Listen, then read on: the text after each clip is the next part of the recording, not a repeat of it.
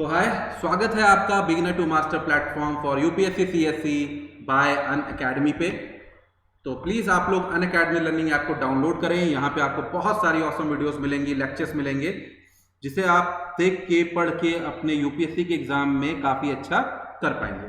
चलिए, यहाँ प्रोवाइड होगी आपको daily live classes, structured course, live test, unlimited access, बहुत सारी ऑसम वीडियोज़ का। नेक्स्ट हम बात करते हैं, अनअकैडमी प्रोवाइड करता है इंडिया के टॉप मोस्ट एजुकेटर जो आपके ड्रीम यूपीएससी को पूरा करने के लिए आपकी बहुत ज्यादा मदद करते हैं। अगर आप यूपीएससी का सब्सक्रिप्शन लेना चाहते हैं तो प्लीज आप उसमें आलोक वाईटी कोड का इस्तेमाल करें, क्योंकि ये जादूगर कोड आपको दिलाएगा 10% का सभी सब्सक्रिप्शन, सभी प्लान्स पे डिस्काउंट। ठीक है, और जो 64,000 का सब्सक्रिप्शन है वो आपको पड़ेगा 57,000 का विद जीएसटी वीएसटी सबको ऐड करने के बाद। ठीक है, चलिए, तो this is all about me, myself Alok Kumar Pathak, having teaching experience of 4 years in current affair and GS. So आज हम करेंगे 2 and 3 अगस्त के सारे करंट अफेयर के एमसीक्यूज। क्या करेंगे? एमसीक्यूज करेंगे। चलिए, सो ये कोड से हम अपनी क्लास को स्टार्ट करते हैं, जिसे आप इस्तेमाल कर सकते हैं अपने जीएस पेपर 3, जीएस पेपर 2 और अपने एसए में भी। ठीक है, कैसे? यहाँ पे अगर आपको कोई भी मॉब लिंचिंग का केस देखने को मिले या फिर और भी बहुत ज़्यादा दुखी सोसाइटी में चीज़ें देखने को मिले तो उसे आप सेकंड में इस्तेमाल कर सकते हैं। और थर्ड में आप क्या नाम है, एनवायरनमेंट और बाकी सब चीज़ों में जो कर रहे हैं बाकी लोग, उसमें भी आप इसका इस्तेमाल बड़े बढ़िया से कर सकते हैं। ऐसे में तो ये होता ही है। ठीक है, चलिए, सो कोट्स आर वेरी इंपॉर्टेंट। देखिए, आप अपने कंक्लूजन में हमेशा अच्छे से कोट करेंगे तो बहुत अच्छा मिलेगा। You must not lose faith in humanity. Humanity is an ocean, and if few drops of ocean are dirty, the ocean does not become dirty. ठीक है, quoted by महात्मा गांधी। तो अगर आप ह्यूमैनिटी में विश्वास न खोएं, ठीक है, ह्यूमैनिटी में भरोसा रखें, क्योंकि देखिए कुछ लोगों के बुरा कर देने से, ठीक है, पूरा समुद्र गंदा नहीं होता। ठीक है, तो ये बात बहुत अच्छी कही है उन्होंने। ठीक है, और हमें मालूम है हमारे सोसाइटी में बहुत सारे इल एलिमेंट्स और भरे पड़े हैं। ठीक है, बहुत चीज़ें खराब हैं, बट इसका मतलब ये नहीं है कि सब खराब है। ठीक है, तो अगर आप होप ही छोड़ देंगे तो चीजें बिगड़ जाएंगी। ठीक है, चलिए, सो पहला क्वेश्चन आता है, मुस्लिम वुमेन राइट डे कब सेलिब्रेट किया जाता है? 1 अगस्त, 1 जुलाई, 1 मई या 1 नवंबर को? तो ये आपका सेलिब्रेट होता है 1 अगस्त को। कब सेलिब्रेट किया जाएगा? 1 अगस्त को। क्यों? क्योंकि इस दिन आपका क्या बनेगा? 1st एनिवर्सरी है Muslim women protection right marriage act 2009 का। ठीक है, इसने क्या किया? ट्रिपल तलाक को क्रिमिनल ऑफेंस कर दिया। अब देखिए, यहाँ पे एक बात ध्यान रखिएगा, इन क्लासेस में हम जितने भी करंट अफेयर के मेन पॉइंट जो है सीधा एग्जाम में आने वाले, उनको हम खत्म करेंगे। ठीक है, चलिए, तो क्या नाम है, देखिए, जो इसमें था, इसमें यह था कि जो हस्बैंड था वो वाइफ को 3 बार तलाक कह के दे सकता था, बट विमेन ऐसा नहीं कर सकती थी, उसको कोर्ट जाना पड़ता था। तो ये कैसा है भाई, वुमेन भी 3 बार तलाक करके दे दे, एक को कोर्ट जाना, एक को कोर्ट नहीं जाना पड़ेगा, तो this is not good. So it's already band in Pakistan, Bangladesh, Indonesia. ठीक है, तो इंडियन गवर्नमेंट लेके आई ये वाला एक्ट, जिसके बाद बहुत ज्यादा बवाल हुआ, बट एट लास्ट गवर्नमेंट ने ऐसा किया, जो बहुत अच्छी चीज है। ठीक है, फिर उसके बाद बात करते हैं, किसी भी फॉर्म में अगर ये दिया गया है तो इलीगल है, कॉग्निजेबल है, पुलिस वाला आपको टांग सकता है बिना वारंट के। नेक्स्ट, बेल मिलेगी बट आफ्टर वुमेन की हियरिंग के बाद, और कंपाउंडेबल है, मतलब दोनों के बीच में समझौता किया जा सकता है। सब्सिस्टेंस अलाउंस मिलेगा मतलब बच्चों का और बीवी का खर्चा उसे उठाना पड़ेगा। यहां पे टक्कर होती है आर्टिकल 14 यानी राइट टू इक्वालिटी, आर्टिकल 25 यानी राइट टू फ्रीडम के बीच में। तो दोनों में से ज्यादा कौन ऊपर है? देखिए, किसी भी हाल में आर्टिकल 25, 14 के ऊपर नहीं जा सकता है। ठीक है, फिर उसके बाद बात यह है कि आर्टिकल 25 जो है सब्जेक्ट हो जाता है आर्टिकल 15 के भी, जो कहता है कि state shall not discriminate any against citizen around on the ground of religion, race, caste और सेक्स। ठीक है, तो ये दोनों में डिस्क्रिमिनेशन काफी दिखा रहा था, और अगर 2 आर्टिकल के बीच में किसी भी तरीके का टसल है तो कौन रिजॉल्व करेगा? Supreme court. कौन करेगा? Supreme court. चलिए, नेक्स्ट क्वेश्चन,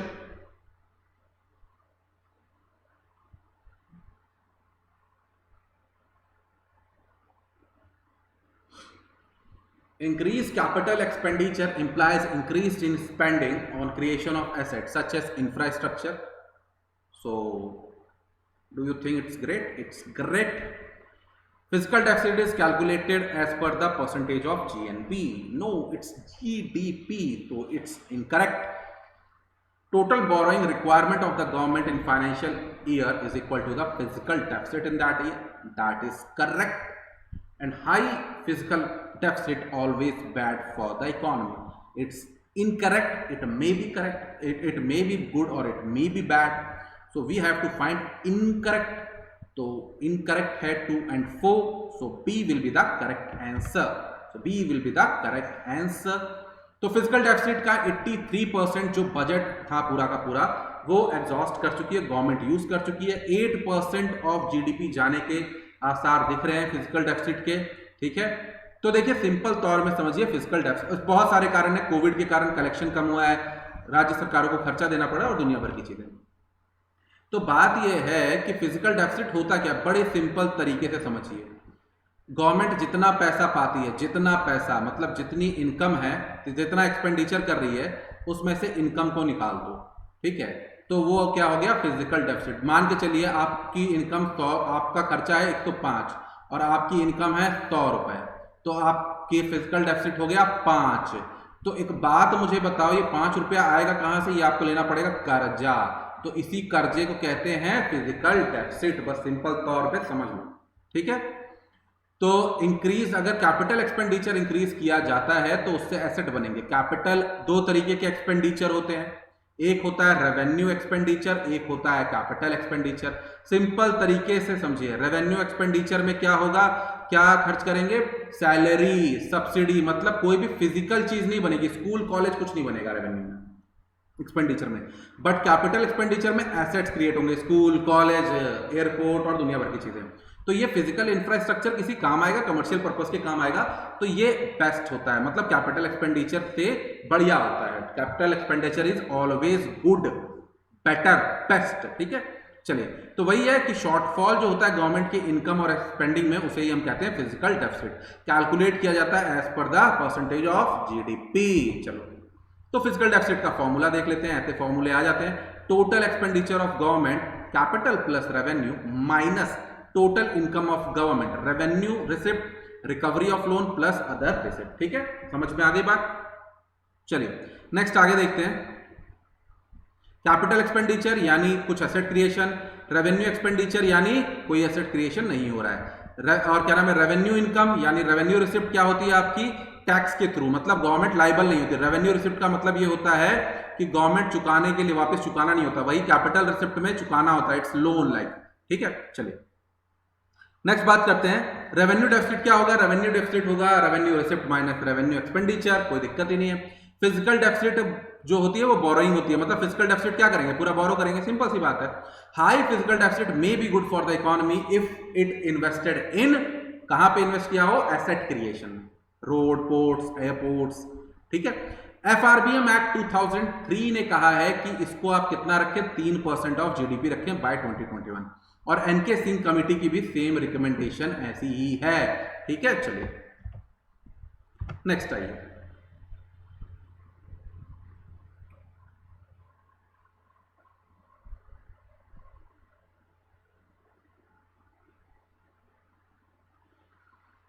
तो देखते हैं इस क्वेश्चन का आंसर। करेक्ट ऑप्शन बताना है। 8 कोर सेक्टर जो है हमारे वो हैं coal, crude, natural gas, refinery product, fertilizer, steel, cement और एग्रीकल्चर। नहीं, agriculture is not a core industry, no, never, not ever. So the 8 industries जो हैं वो 40% जो है वो आईआईपी का करते हैं। IIP index of industrial production, एकदम सही है, सही है, सही है। आप गलत हैं, आप गलत हैं, आप गलत हैं। Index of industrial production is compiled and published by monthly by CSO. Oh no, no, never, not, गलत। तो गलत हुए हमारे पहले और तीसरे, तो करेक्ट ऑप्शन क्या होगा? ठीक है, सॉरी, इसमें आप एक काम कीजिए, इसका जो करेक्ट आंसर आपको निकालना है वो आपका थोड़ा यहाँ पे बनेगा नहीं, तो ऑप्शन में थोड़ी सी यहाँ पे मिस्टेक है, तो ऑप्शन सही कर लेते हैं हम लोग। हम इसे इनकरेक्ट कर देते हैं, इनकरेक्ट निकालना है आपको। ठीक है, फाइन, सही नहीं, गलत, गलत विकल्प निकालिए तो आप सही हो जाएगा। ठीक है, तो C will be the correct answer. चलो ठीक है, बढ़िया, तो C will be the correct answer. वो इनकरेक्ट रह गया था तो शायद वही है। चलिए अब नेक्स्ट आपको क्वेश्चन करना है, find the correct option. Now find the correct option. तो यहां पे ध्यान रखिएगा, इसे सी कर लेना है। क्या कर लेना है? सी।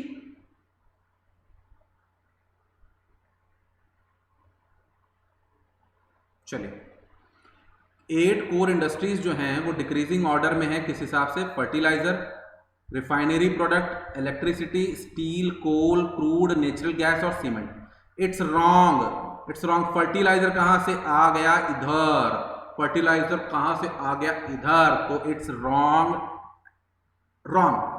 और बेस ईयर है 2011, 10 और 11, ये भी wrong. So both are incorrect. तो आंसर क्या हो जाएगा यहां पे? नन। ऑप्शन नहीं दिया है बट सिंपल सी बात है, आपको पता होना चाहिए। आंसर क्या होगा? None will be the answer. तो ठीक है, डी उसका आंसर होगा, आप ऐसे ही समझ लें। तो इंडियन इकोनॉमी जो है क्या होगा? आउटपुट देखिए, इंडियन इकोनॉमी से रिलेटेड टॉपिक है। 8 कोर इंडस्ट्रीज है हमारी, ठीक है, और उनमें क्या दिखा है अभी हमें? डाउनफॉल देखने को मिल रहा है। तो 8 कोर इंडस्ट्रीज कौन सी हैं आपकी? Coal, crude oil, natural gas, refinery product, fertilizer, steel, cement, electricity.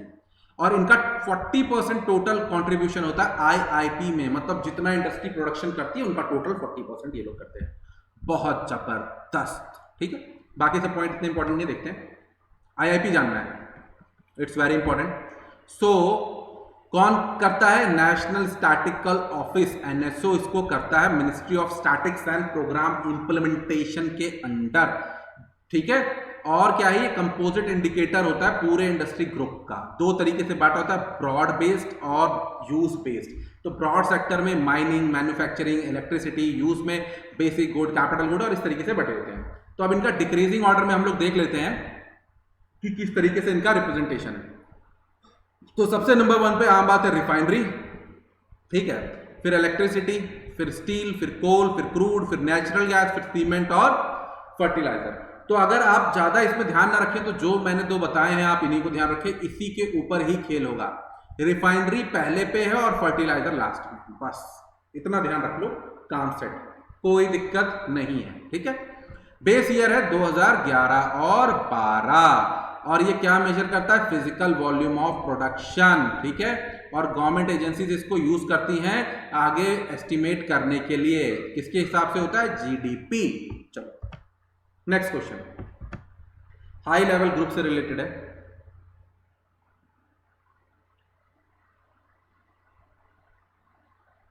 तो इसे किसने सेटअप किया? पहला ऑप्शन कह रहा है 15th finance commission. Article 280 president को रिक्वायर करता है कि वो फाइनेंस कमीशन सेट बैठाए एवरी 5 ईयर। बहुत सही बात है।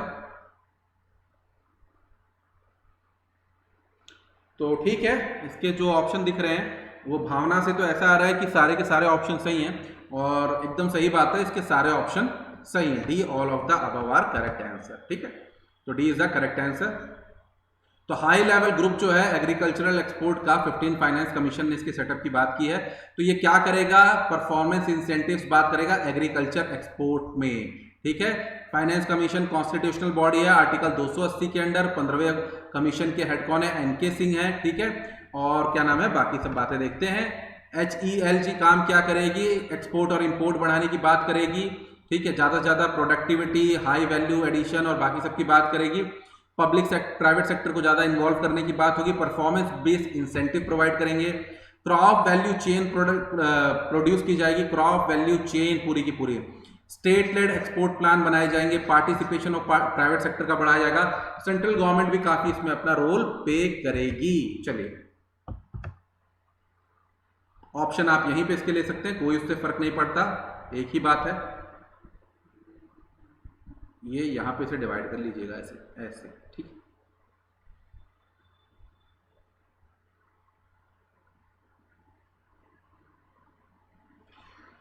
चलिए, alliance to end plastic waste is working on project Aviral. तो बात किसकी हो रही है? प्रोजेक्ट अविरल की बात हो रही है। Which aims to reduce plastic pollution in Ganga river, ठीक है। तो ऐसा कुछ बात ये कह रहा है। दूसरा कह रहा है इंडिया का पर कैपिटा जो प्लास्टिक कंजम्पशन है, ठीक है, per capita plastic consumption is less than 11 kg है।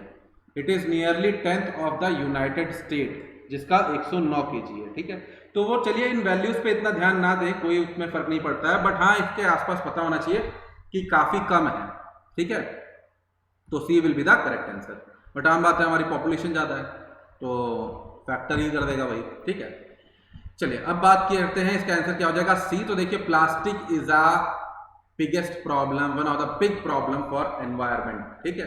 तो alliance in end plastic waste में क्या है, जो भी प्लास्टिक की कंपनीज हैं बड़ी बड़ी, ये आपस में मिले हैं, ठीक है, और ये प्लास्टिक को खत्म करने की बात कर रहे हैं ओशन में से तो खासकर। तो इन्होंने $70 मिलियन का क्या नाम है प्लान पूरा ये सेटअप किया है, ठीक है, और इसमें काफी कुछ बजट की बात चल रही है, ठीक है, तो वो सब चलता रहेगा। आपको इसमें ये जानना है कि अलायंस टू एंड क्या है, एक नॉन प्रॉफिट ऑर्गेनाइजेशन है, 2009 से इसकी फंडिंग शुरू हुई है, ठीक है। आगे बात देखते हैं कुछ इंपॉर्टेंट पॉइंट।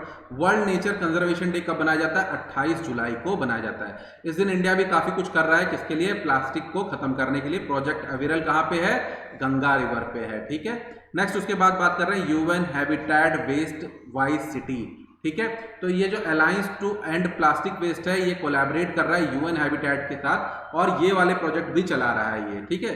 कौन सा, वेस्ट वाइज सिटी। तो ये ना काफी अच्छा प्रोजेक्ट है जिसमें रिसाइकलिंग और बाकी सब चीजों पे काम कर रहे हैं। नेक्स्ट है zero plastic waste city initiative. India में पुडुचेरी और टैंग एन मेकोंग डेल्टा में वियतनाम में इसे चलाया जा रहा है प्रोग्राम को। अब ग्लोबल सिनेरियो देख लेते हैं, ठीक है, इतना सब जानने की इसमें जरूरत नहीं है, बट ये मेन जानना है हमको कि प्लास्टिक जो है 2050 तक, ये आप इस्तेमाल कर सकते हैं कि प्लास्टिक 2050 तक ओशन में इतना ज्यादा हो जाएगा कि उसका वेट जो है वो फिशेस से भी ज्यादा होगा, बाय कसम, ठीक है। चलो नेक्स्ट बात करते हैं कि इंडिया में 11 kg है, जो अमेरिका में 109 kg है, ठीक है, तो ये आप थोड़ा ध्यान रखें। चलो, तो अब और कुछ ग्लोबल इनिशिएटिव, G20 का इनिशिएटिव चल रहा है, ठीक है। तो मरीन प्लास्टिक वेस्ट को कंट्रोल करने के लिए प्लास्टिक वेस्ट मैनेजमेंट रूल 2016 हमारे पहले से ही काम कर रहे हैं, और plastic waste management amendment rule 2016 लाता है एक्सटेंडेड प्रोड्यूसर रिस्पॉन्सिबिलिटी, जिसमें प्रोड्यूसर के ऊपर ये जिम्मेदारी है कि वो उस प्लास्टिक को जो प्रोड्यूस कर रहा है उसका कुछ परसेंटेज तो कम से कम क्या करेगा, कलेक्ट करेगा ही।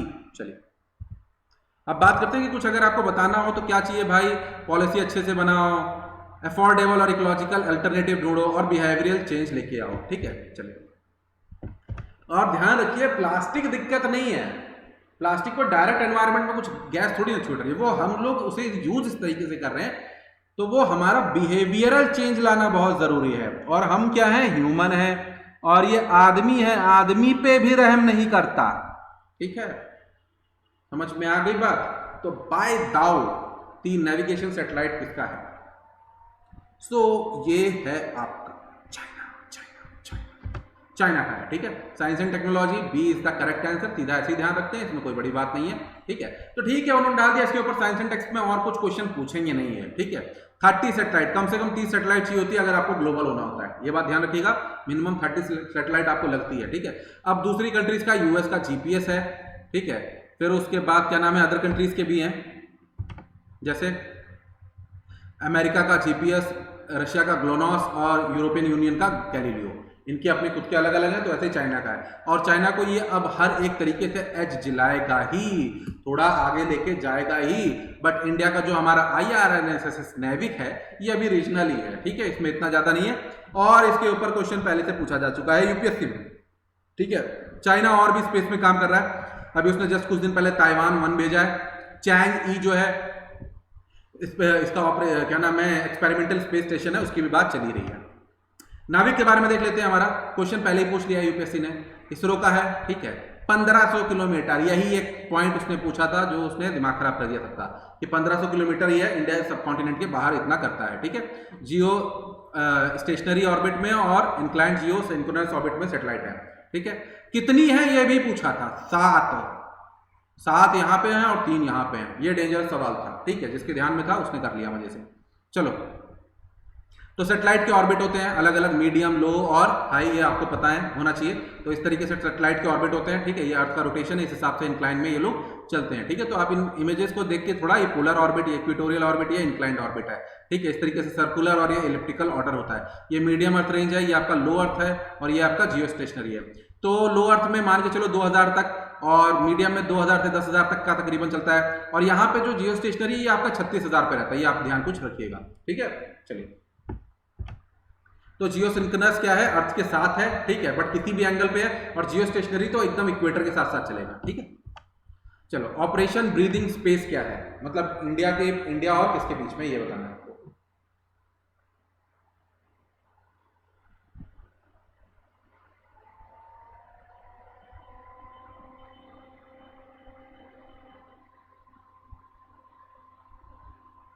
इसके बीच में इंडिया और इजराइल के बीच में, ठीक है।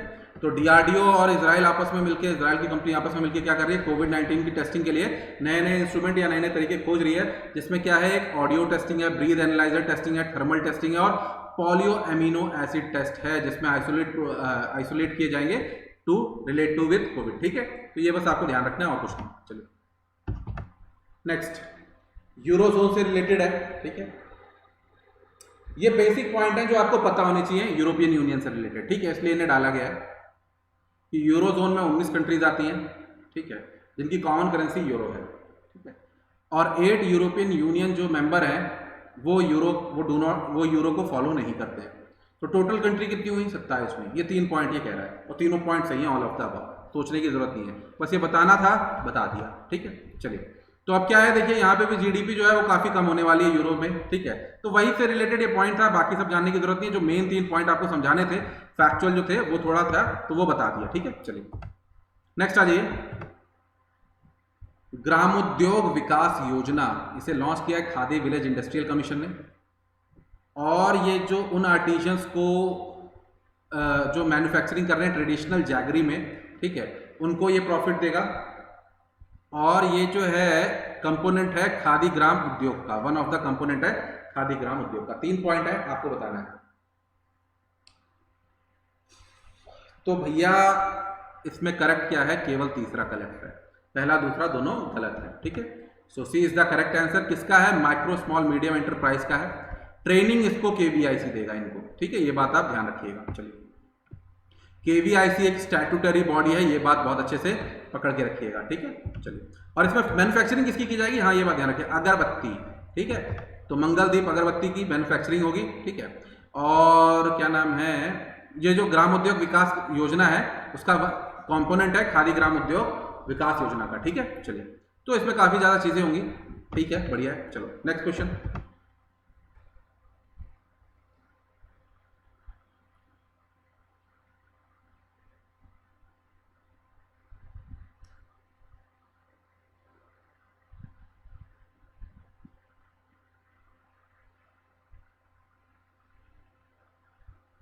तो कह रहा है technical platform for measurement of the reduction of the food loss and waste जो है लॉन्च किया है FAO ने, और ये लॉन्च किया जाएगा 29 सितंबर 2020 को, ठीक है। First international day awareness for food loss के लिए। दोनों स्टेटमेंट सही हैं, एकदम बढ़िया है, कोई इसमें दिक्कत नहीं है, ध्यान रखिएगा। FAO ने लॉन्च किया है, लॉन्च कब करेगा, first international food awareness day जो बनाया जाएगा 29 सितंबर 2009 को। फूड के कारण आपको पता ही है, ठीक है। तो अब देखिए मैं आपको एक चीज बता देता हूँ, यहाँ पे थोड़ा सा आप एक चीज थोड़ा सा ध्यान रखिएगा, थोड़ी सी चीज का एक है वो आप थोड़ा सा ध्यान रखिए। 1 मिनट रुकिए, just wait for a second. चलिए जस्ट वेट कीजिए थोड़ा सा।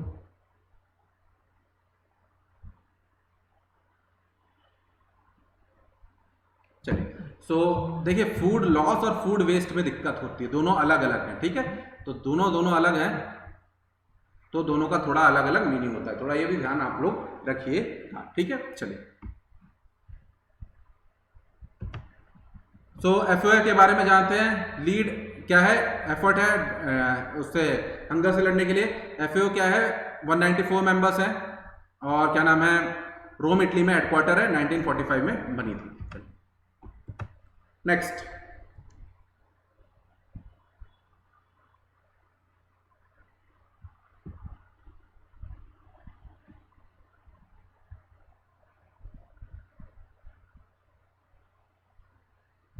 सो मॉडर्न स्लेवरी के एंड करने की बात कर रहा है। कॉमनवेल्थ गवर्नमेंट प्रोग्रेस जो ये रिलीज की गई है रिपोर्ट, इसे एंटी स्लेवरी ऑर्गेनाइजेशन ने वॉक फ्री जो है उसने किसके साथ मिलकर इसे लॉन्च किया, आपको ये बताना है इस रिपोर्ट को। तो इसे लॉन्च किसके साथ किया उसने, CHRI के साथ, ठीक है। तो कॉमनवेल्थ ह्यूमन राइट इनिशिएटिव के साथ मिलके किसने लॉन्च किया इसे, वॉक फ्री फाउंडेशन ने मिलकर इसे लॉन्च किया है। और इसमें मॉडर्न स्लेवरी की सारी चीज़ों को इसमें देखा गया है। और इसमें बहुत अच्छी बात ये कही गई है कि इंडिया क्या है, वर्स्ट परफॉर्मर है, ठीक है। हमारा क्या है देश, वर्स्ट परफॉर्मर है इसमें, ठीक है। ये बात आप थोड़ा ध्यान रखिएगा। क्यों है ऐसा, ये कुछ पॉइंट ध्यान रखिएगा। पहली बात, हमारे यहाँ कोई भी ऐसा नेशनल एक्शन प्लान नहीं है इससे रिलेटेड। दूसरी बात यह है कि रेटिफाई नहीं किया हमने इंटरनेशनल लेबर ऑर्गेनाइजेशन का 2011 का एक्ट और डोमेस्टिक वर्कर कंजर्वेशन 2014 जो है, उस दोनों को हमने क्या नहीं किया है, हमने अभी तक इंडिया ने रेटिफाई और नहीं किया है, ठीक है। चलिए नेक्स्ट उसके बाद देखते हैं कॉमनवेल्थ के बारे में, देख लेते हैं कॉमनवेल्थ नेशंस के बारे में। तो जो ब्रिटिश की पुरानी जो कंट्रीज थी, जो कॉलोनीज थी, उनको ही मिला के कॉमनवेल्थ बनाया गया। किस डिक्लेरेशन के अंदर? Balfour declaration. तो इस तरीके से आ जाता है, तो पता होना चाहिए बेल्फोर डिक्लेरेशन, ठीक है। फिर उसके बाद ये कब आई थी? 1926 में आई थी, ठीक है। फिर उसके बाद बात करते हैं इसके बाद फॉर्मली ये कब बनी? लंदन डिक्लेरेशन 1949 के लिए। कौन है हेड इसका? क्वीन एलिजाबेथ है, ठीक है। चलिए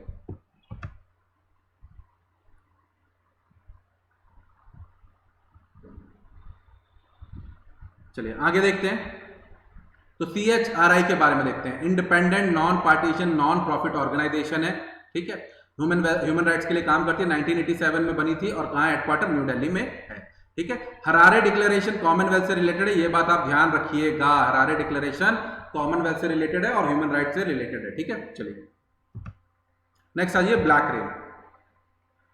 कभी कभी सुनती है, तो ये क्या होती है आपको ये बताना है। क्या है ब्लैक रेन? कहां से रिलेटेड है? किस कंट्री से?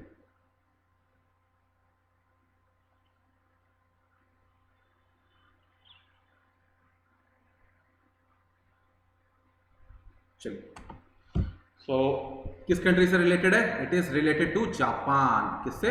जापान से। तो देखिए 75th एनिवर्सरी बन रही है हिरोशिमा नागासाकी में, जहां पे न्यूक्लियर एक्सप्लोजन हुआ था। तो जब न्यूक्लियर एक्सप्लोड हुआ तो क्या हुआ? पूरे जो जितनी बिल्डिंग थी सब तहस नहस हो गई। तो सारा वो ऐश और मलबा और सब कुछ क्या हुआ? हवा में चला गया, और हवा में गया ऊपर, और ऊपर जाके पानी के साथ मिला और ब्लैक रेन हुई, ठीक है। और इसमें बहुत सारा जो रेडियो एक्टिव मटेरियल था वो हर चीज को इफेक्ट कर दिया, ठीक है। तो अभी क्या हुआ, वहां के कोर्ट ने अभी कुछ लोगों को उसका सर्वाइवल बताया है जापान में कि हाँ ये लोग उससे सर्वाइव कर गए, ठीक है। तो वही है, उसी को कहते हैं ब्लैक रेन। चलो नेक्स्ट, ब्लू हार्ट कैंपेन जो है ये किससे रिलेटेड है आपको ये बताना। ट्रैफिकिंग, एजुकेशन, हेल्थ या फिर एजुकेशन से। ओ सॉरी, 2 बार एजुकेशन आ गया, तो कोई बात नहीं, इसको एजुकेशन के बदले कुछ और कर लेना, ठीक है। इसको हम कर लेते हैं विमेन एम्पावरमेंट। तो आप लोग बोलोगे ओ माय गॉड, हमारे पास तो केवल कितने ऑप्शन बचे? 3 ही तो बचे, ठीक है, क्योंकि एक तो इसमें से पक्का गलत ही होगा, ठीक है, मतलब वुमेन तो नहीं होगा, है ना। चलो कोई बात नहीं, बहुत अच्छे।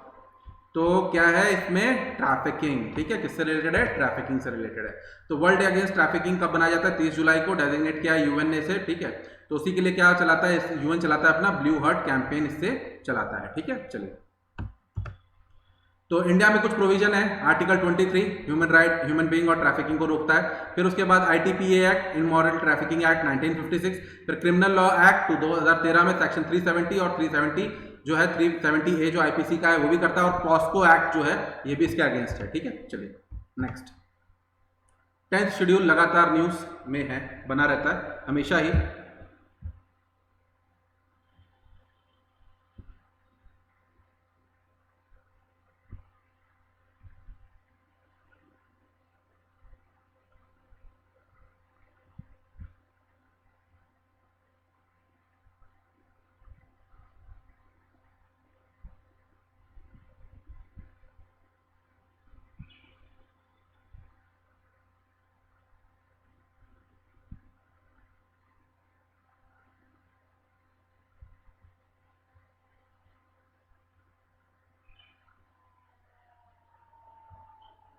चलिए देखते हैं करेक्ट आंसर क्या है। पैराग्राफ 4 जो 2 है 10 शेड्यूल का, इतना ध्यान रखने की जरूरत है, बस 10 शेड्यूल ध्यान रखिए, ठीक है। Dealing with the merger says that only 2/3 of the member of agree for the merger of the party would be exempted from disqualification. एकदम सही है। The national leader declaration can not be considered as a whip in context of the anti deflection law in state. एकदम सही बात है, एकदम सही बात है, बिल्कुल सही है, ठीक है। तो यही निकल के आया, राजस्थान का पूरा इशू था, ठीक है। तो वहां पे क्या है, स्टेट पार्टी है और नेशनल पार्टी है। तो नेशनल पार्टी ने मर्ज नहीं किया, बट स्टेट की जो मतलब उसी का जो पोर्शन है स्टेट में उसने पार्टी ने मर्ज कर लिया। तो इसने क्या है, इस पार्टी ने इसको विप जारी कर दिया, मतलब सेम ही पार्टी है, और उसने क्या है यहाँ वाली जो स्टेट वाली जो उनकी ऑर्गेनाइजेशन है उसको विप जारी कर दिया। तो उसी पर सुप्रीम कोर्ट ने कहा है कि आप ऐसा नहीं कर सकते, बस ये बात ध्यान रखनी है आपको, ठीक है, बेसिकली। तो यही है, आपको ध्यान रखना है। ये इलीगल नहीं माना जाएगा, अनकॉन्स्टिट्यूशनल नहीं माना जाएगा। 91st अमेंडमेंट 10 शेड्यूल लेके आया था, ये बात आपको ध्यान रखनी है। 2/3 1/3 नहीं होता, 2/3 होता है, ये बात आप ध्यान रखना मर्जर के लिए, ठीक है। चलो, यही है कि a national leader direction can not be consider whip in context of anti defection law in state legislature. तो एंटी डिफेक्शन किस में आपको प्रोटेक्शन प्रोवाइड होता है, ठीक है, कब कब कब डिफेक्शन के थ्रू निकाला जा सकता है। तो ये 4 पॉइंट है, बेसिक आपके इकोनॉमी पॉलिटी के हैं, तो इसे आप आराम से करते रहते हैं हमेशा ही, तो इसमें कोई नया है नहीं कुछ, ठीक है। CHRI के बारे में हम लोगों ने पढ़ लिया काफी कुछ जो भी था, ठीक है। तो कुछ यहाँ पे वापस पॉइंट्स आए हैं, बट इतना कुछ खास नहीं है, ठीक है। तो चलने देते हैं, इसको छोड़ते हैं। चलिए, नेक्स्ट है प्रिजर्वेरेंस इज अ नासा मिशन 2। प्रिजर्वेरेंस जो है ये नासा का मिशन कहाँ पे भेजा गया है, जुपिटर, मार्स, मून या सन पे। So this is a Mars mission. क्या है, मार्स मिशन है, ठीक है। ध्यान रखिएगा, मार्स पे मिशन है किसका, नासा का, ठीक है। सो अब इसमें मार्च 2020 में भेजने की बात है, और वो ये देखिए क्या नाम है, लॉन्च किया गया था मार्च 2020 में। अब देखिए इसमें कुछ मेन बात आपको ध्यान रखनी है। UAE ने अभी रिसेंटली होप भेजा है अपना, चाइना ने ताइवान 1 भेजा है कहाँ पे, मार्स के लिए, और उसके बाद बाकी सब चीज़ें छोड़िए, यहाँ पे मेन देखते हैं हम लोग। ये इसके पास मॉक्सिक है, ये ऑक्सीजन वाला भी देखेगा, वहाँ पे कार्बन डाइऑक्साइड रिच एटमॉस्फेयर है उसे भी देखेगा, बाकी सब चीज़ें। और मार्स पे जाना किस लिए, ये देखिए की मिशन किस लिए है, माइक्रोब्स की लाइफ देखेगा, मैरिटाइम रॉक को देखेगा, पहली बार एक्सपेरिमेंटल हेलीकॉप्टर उड़ेगा मार्स में भाई, ठीक है। जियोलॉजी देखेगा, और क्या नाम है, और भी कुछ चीजें देखेगा। अब मार्स से रिलेटेड क्या मेन पॉइंट है ये छोड़िए, ये तो नॉर्मली है, आप लोग सब जानते हैं। मेन आपको यहाँ पे है कि कुछ और जो पहले नासा के मिशन है, पाथफाइंडर, फिर उसके बाद अपॉर्चुनिटी और क्यूरोसिटी, ये भी पहले भेजे जा चुके हैं। चलिए नेक्स्ट, और इनसाइट तक नेक्स्ट आ जाओ। Article 239(4)A of the constitution is related to power of. अब देखो, पावर ऑफ छोड़े, पावर ऑफ नहीं, विच स्टेट ध्यान रखिए, is related to which state, आपको ये ध्यान रखना है, किस पार्ट के लिए ध्यान रखना है। दिल्ली, नागालैंड, दमन दीव और विदर्भ, कहाँ पे ये लगता है आपको ये ध्यान रखना है। तो that is in Delhi. LG की पावर है, ठीक है। क्या है, LG इसमें पावरफुल होता है और क्या कर सकता है, दिल्ली गवर्नमेंट बाउंड होती है किसके, LG के ऑर्डर के, इस आर्टिकल के अंडर। बहुत ज्यादा इंपॉर्टेंट है, वेरी इंपॉर्टेंट, ठीक है। चलिए नेक्स्ट, जो हमारी भौकाल सीरीज चल रही है, तो ये भौकाल सीरीज का 3रा क्वेश्चन था, ठीक है। पहला क्वेश्चन और दूसरा क्वेश्चन हो चुका है, तो ये 3रा क्वेश्चन है, आपको बताना है इनकरेक्ट ऑप्शन। पहला कह रहा है concept of contempt came into being from USA, contempt of court की बात हो रही है, तो गलत है ये, क्योंकि ये UK से लिया गया है, US से नहीं लिया गया है। तो फाइंड द इनकरेक्ट, तो यस यू आर इनकरेक्ट। दूसरा, article 129 and 215 of the Constitution conferred on the Supreme Court and High Court the power to punish contempt as there no any statutory backing। नहीं, there is an statutory backing, contempt of court act है, so it is a wrong statement। next, the contempt of court is civil in nature only, तो civil होती है केवल nature में, so only civil नहीं होती, criminal भी होती है, तो it is also incorrect statement. आगे की स्टेटमेंट से क्या लेना देना मुझे। Next, fair and accurate reporting of judicial proceeding, ठीक है, and truth is a valid defence and will not be amount to contempt of court. हाँ, ये बात देखिए कि ये जो ट्रूथ वाला जो है, ट्रूथ वाला फैक्टर है, ये मतलब हर जगह नहीं, पूरी जगह नहीं, बट इसके लिए कंडीशन बताई गई है कि पब्लिक वेलफेयर और पब्लिक गुडविल के लिए ये सब होता है। बट ठीक है, क्वेश्चन के हिसाब से देखा जाए तो ट्रूथ एज अ कंसीडर तो किया जाता है ना। So all except for A will be the correct answer, ठीक है। So A will be the correct answer। So यहाँ पे हमारा खत्म होता है। So thank you, this is my channel Relaxin Study, जिसे आप ज्वाइन कर सकते हैं for PDF and other thing, और you can use my code ALOKYT to get 10% discount on Unacademy subscription। So thank you, best of luck, let's crack it।